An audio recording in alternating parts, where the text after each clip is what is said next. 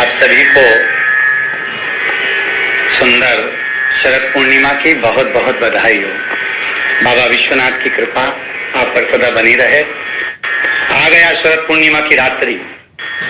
बड़े से बड़ी बीमारियां, बड़े से बड़े रोग, बड़े से बड़े बड़े कष्ट इस शरद पूर्णिमा की रात्रि को छूट जाते। दमे की बीमारी, श्वास की बीमारी, अनिद्रा की बीमारी, रात्रि को जगना, ये सारी बीमारियां शरद पूर्णिमा की रात्रि को अगर व्यक्ति अपने जीवन को सुखमय बनाए, अपने जीवन को आनंदमय बनाए तो सब छूट सकते हैं।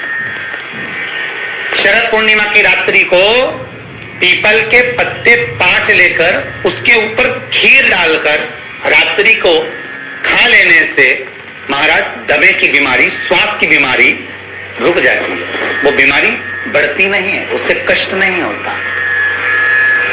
जिन बच्चों के नेत्र कमजोर होते हैं और रोशनी कमजोर होती है, शरद पूर्णिमा के दिन रात्रि को 12 बजे भगवान चंद्रदेव का दर्शन कराइए। 5 से 7 मिनट तक नयन मिलाए चंद्रदेव के साथ और बाद में एक पीपल के पत्ते पर खीर जो चंद्र के नीचे रखी हुई है उसी खीर को चटा दीजिए। फिर चंद्र का दर्शन कराओ, फिर खीर को चटा दीजिए। महाराज नयन की ज्योति बढ़ती है, नींद नहीं आती तो निंद्रा देवी प्रवेश करती है, निंद्रा अच्छी आती है, आनंदित होता है।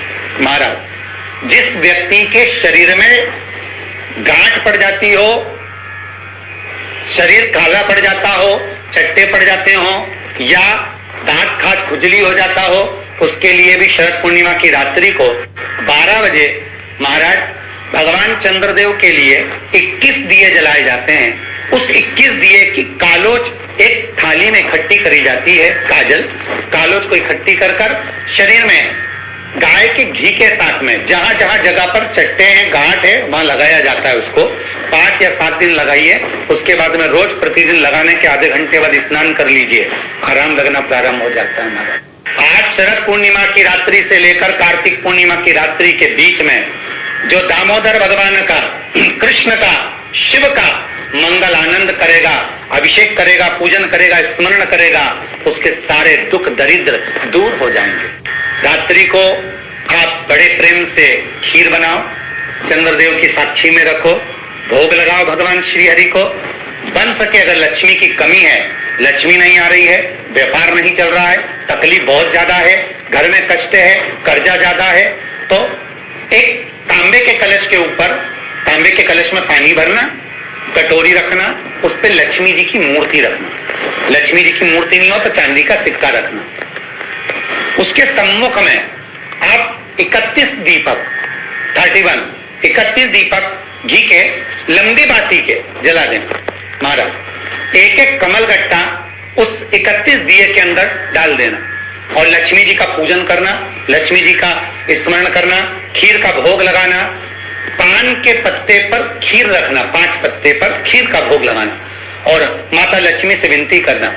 सुबह 4 बजे तक वो रखे रहने देना, सुबह 4 बजे वो उठाना, लक्ष्मी को वापिस तिजोरी में या सिक्का हो तो उसको अलमारी में रख देना। जो खीर बनी है वो प्रसाद के रूप में सुबह 8 बजे, 10 बजे, 9 बजे जब खाना प्रेम से खाना। माता जो दिए लगाए हैं वो ठंडे हो गए होंगे, उनको रखे रहने देना, बाद में काम आते रहेंगे, या दिए विसर्जन करना हो तो आपकी मर्जी है। पर वो मिट्टी के दिए लगेंगे, आटे के दिए नहीं लगेंगे, मिट्टी के दीप लगाना है आपको। 31 घी के दिए लगाना है।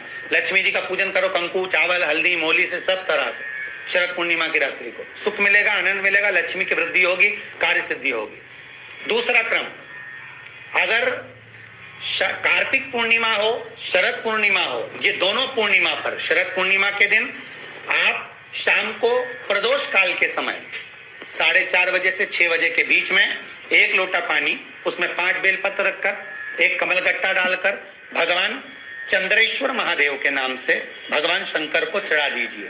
आपकी जो कामना हो वो कामना कर चढ़ाएं, विनती करें चंद्रेश्वर महादेव को और निवेदन करें कि हमारा ये कार्य सफल हो। केवल शरद पूर्णिमा के दिन चढ़ाइए, कार्तिक पूर्णिमा तक क्या फल मिलता है हमको जरूर बताइए। भी शरद पूर्णिमा की रात्रि को और कार्तिक पूर्णिमा की रात्रि को गर्भवती नारी अपनी नाभि पर यदि चंद्र की दृष्टि पड़वा लेती है तो बच्चा विकलांग पैदा नहीं होता है।